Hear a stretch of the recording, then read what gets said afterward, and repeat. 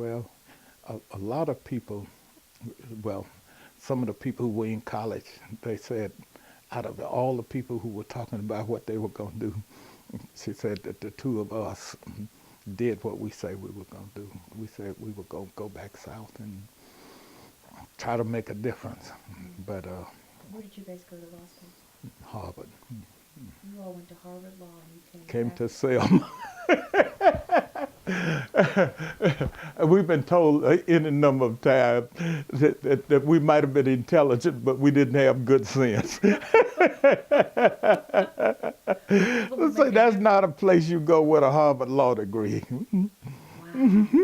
Yeah. You know what? I did not expect to hear Harvard. Yeah, that's a sacrifice. Yeah. You sacrificed. Yeah. And why?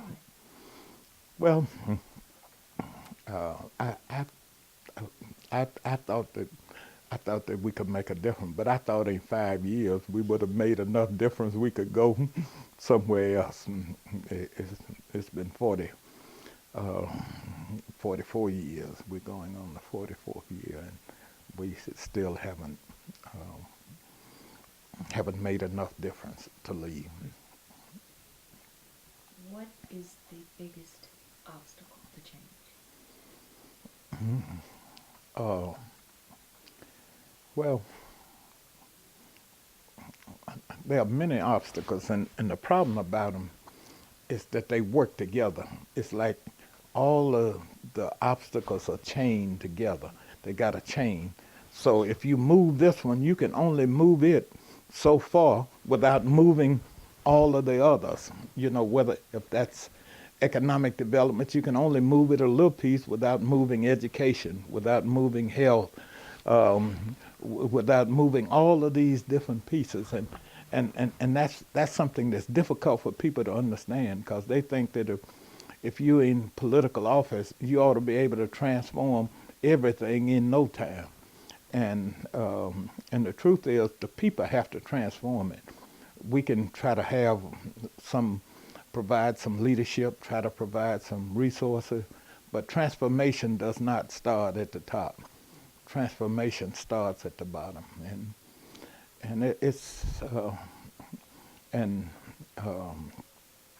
one of the big things um, is what I call the psychology of the oppressed.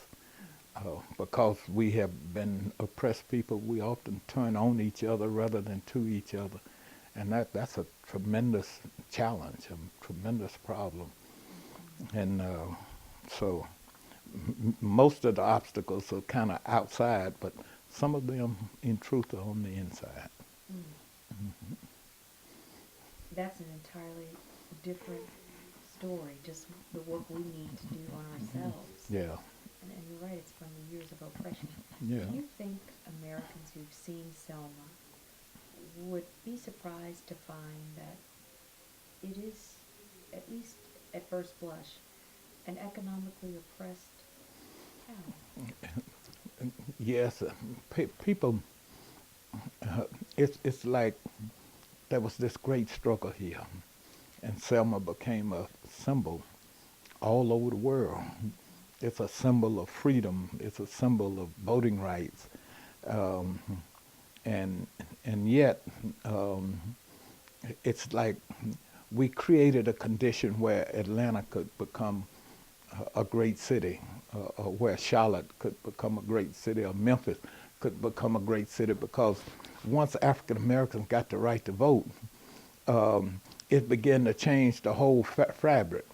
But it's like Selma was left behind in that, and even now, it's a historical destination rather than an economic or education or any of those other kinds of destination. Most people have no idea, though, that Selma is has only 20,000 people. When many times I would be traveling and they'd ask, well, what's the population of Selma? And they say 20,000. They say, oh, you must be bored to death in that little old town. I say my great wish is for one boring day. And it's I believe that it's harvest time. Selma has given much, and it planted all of these seeds that have grown not only here in Alabama and in the United States, but all over the world. And it's time to harvest some of those, some of the fruits of that labor. And anyway, I'm sorry. No, I no, done start. I done got to talking that's and. great. So what would that harvest look like? Um, what I would like to see Selma, it be a model of justice. I mean, true justice. I would like to see it a model of economic. Uh, uh, I don't want to say parity, but uh, economic uplifting of all the people. It just ought to be a model. That symbol of freedom ought to be a reality, a model of progressive education. I would like to see it a model of having the kind of infrastructure that will allow you to be there. I would like to see it be a place where this creativity would flourish, that you can come here. Uh, one of my one of my dreams have been for the National Voting Rights Museum and the Slavery Museum. It's really called the Ancient Africa and Enslavement Museum. But to see them start making movies, to see writers come in and spend some time internship and interview a lot of folks, talk to them, build up on that. I would just like to see it. I'd like to see that kind of creativity flourish because uh, one of the things you have to look at is in the 60s, when all of this happened, literally one side had everything. They had all the guns and gunmen, all of the laws and lawmen, all of the businesses and jobs, all the banks and money.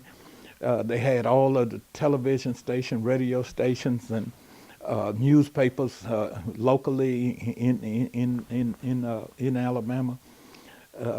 They had all of the offices and office holders. They literally had everything, and the other side had almost nothing. You know, and yet they took things that you would not think that they could take.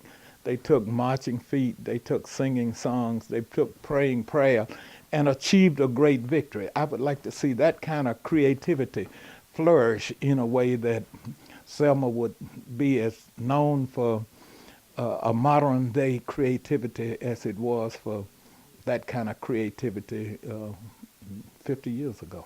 Is there that type of energy in Selma? There is a special kind of energy in Selma, uh, but it has not um, blossomed. It has not developed. You can feel the energy. If you walk around here enough, you can feel a special energy. If you allow yourself, you can feel that special energy. But that energy often does not get directed or does not manifest itself in always the positive thing. So we need some we need uh, some things done culturally as well as economically and education, politically, and all of those things. It would seem if ever there is a harvest time, it is now, with the eyes of Right. the world watching, following Hmm. the movie. Yes. It, it, it, it you know, quite often what happens though is that people come in and take away. And whenever they are gone, it ends up stopping.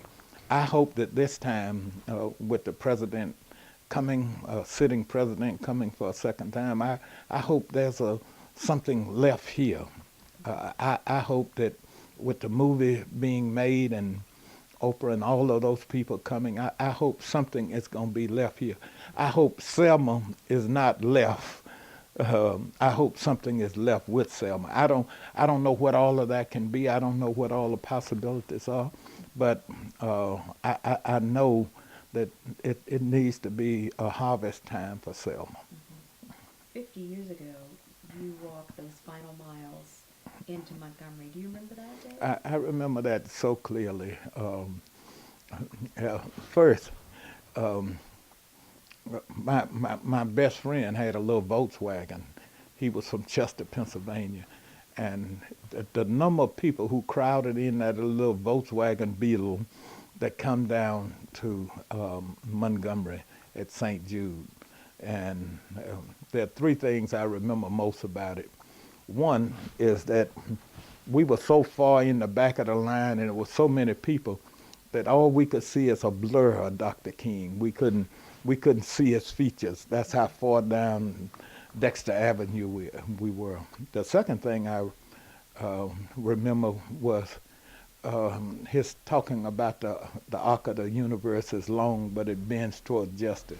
Because I that was something that I didn't subscribe to, and even hearing him say it, I was hopeful of that, but I couldn't accept that.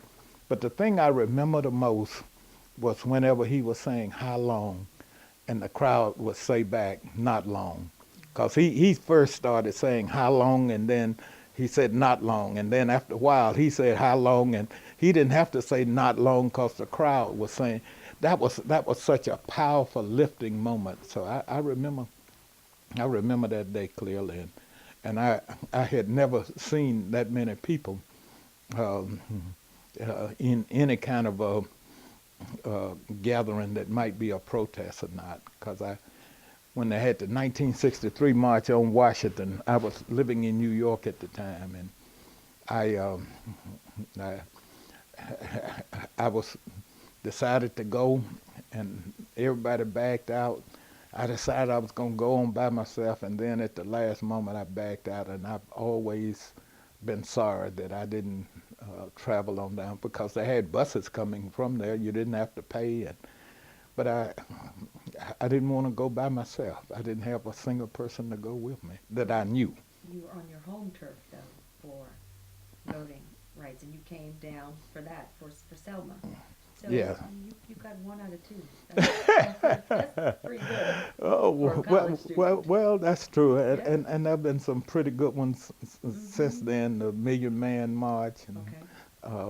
and the 50-year anniversary, and so it's How does a people fight this type of institutionalized oppression? I I don't really know, but the first thing I know, I think, is that you really have to be able to talk about it. And if you don't talk about it, it has that power anyway. So it's got a grip on you. It's like a vice. It's closed in on you. But once you acknowledge and talk about it, the grip actually um, releases you. And if you embrace your history and all of these things, then you're able to stand on it. But if you don't stand on it, it literally stands on you. So that's the first step, and that's why I was so disturbed when Charles Barkley said, I'm tired of people bringing up slavery, and in so many words that slavery wasn't so bad. And I wrote him an open letter about that. It got Is that your letter? That was my letter. I read that letter. That was my You letter. made like 6 or 7 points. I Yeah, read yeah, that letter. yeah. That letter went viral. It did. That was my letter, because he was a perfect example of what we do with our history. That history was affecting him in all kinds of ways, but his response was, I'm tired of hearing about slavery. Slavery wasn't so bad. That was his response, because what we do is try to run from our history, but we can't run from it. My mother used to have a saying.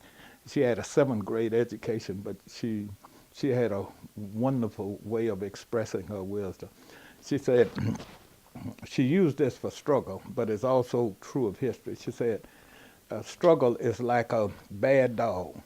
She said, if you come up on a bad dog and he start growling and everything, She said, if you stand there and stare him in the face, after a while the dog will not only stop growling, but he'd get up and walk on away. Say, but if you run from him, he will chase you down and bite you and be all over you.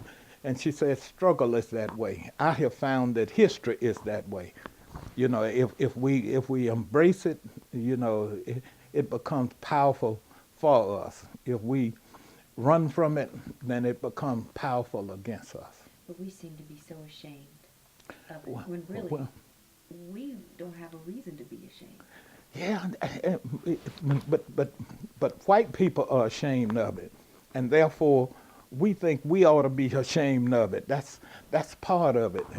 And truth is, painful things. A lot of people just don't want to deal with something that either was painful or that they think that was painful. You know, it's only recent that people begin to talk about slavery much on a national level. They talk about the Civil War, but the South said it wasn't about slavery, and the North said it wasn't about slavery. We all know it was about slavery, but we didn't want to talk about slavery because it was too painful. And that's why I see the evidence that here in the last several years, I can't think of the movie, the first movie that was made, Django. Yeah, Django had elements of slavery in it, and then 12 years of slavery, 12 years of slave. It's we are just beginning to get to a point where we can begin to talk about it. And I think once we are able to truly talk about it, all kind of options open up for us to grow and develop and work together and stuff. But we can't, there's no way to do it without coming to grips with it and embracing that, however painful and however shameful. When we look at the history and then we consider what's happening in modern times, Michael Yeah. Brown, Yeah. Eric Garner, these are all the vestiges, or these are residual attitudes, wouldn't you say, from slavery? And, But- and we interviewed a woman who is an older white woman who's coming to Selma for the march, and she said it's almost as if it's deja vu. It's happening all again. So those of you who walked the first time, can you believe folks are walking again? Yes, and we are in the process of losing our right to vote again. But let me go back. Um, we have to get a real understanding of slavery to understand why what's happening with Michael Brown, or what's happening with the fellow in New York. What was his Eric name? Garner. Eric Garner, and the little boy in Cleveland, somebody Rice or Price. Rice. Right, Rice. the Mara, or what happened in Florida in both of those instances.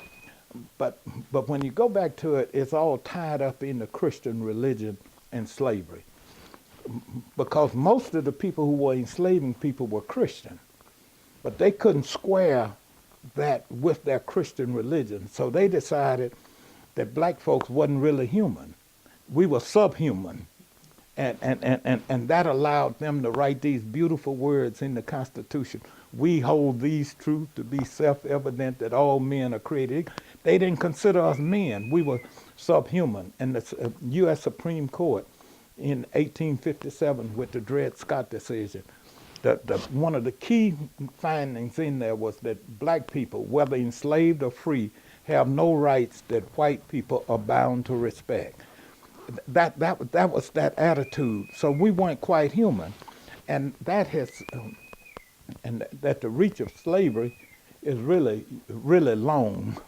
You know, but people say, well, slavery ended 150 years ago, but the reach of slavery has reached down through the generations, down through 150 years, and the vestiges of it are still here. That means that a black life is not valued the same as a white life. And you see the evidence of that in all kind of ways. White people don't value black lives as much, and black people don't value black lives as much. And all of that is part of the long reach of slavery. That's the thing that really blows my mind. We don't value each other. Yeah, all of that came from came from that slavery experience. That's part of the psychology of the oppressed. All these years later. All these years later, generations later.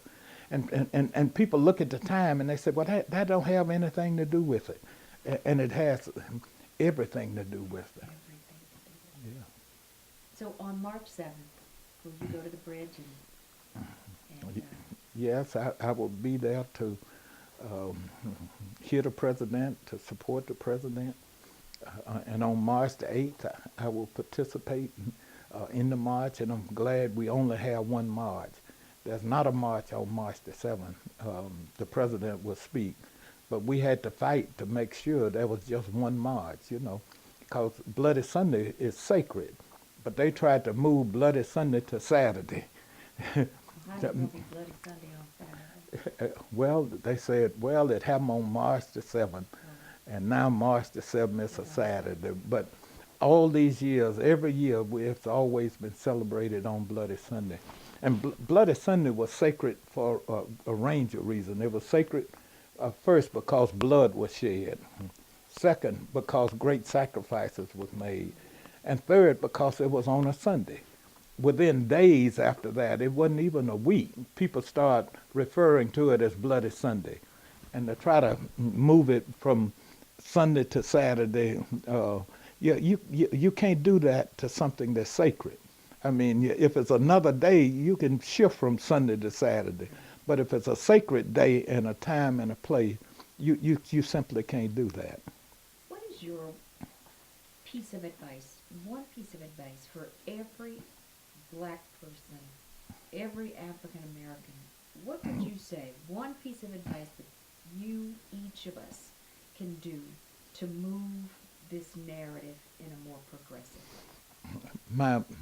My one piece of advice is get to know your history and embrace it. Because if you do that, you will stand on it, and you'll reach higher and see further. If you don't, it will stand on you. I think it starts with that. We have to deal with that history before we can deal with our present and before we can deal with our future.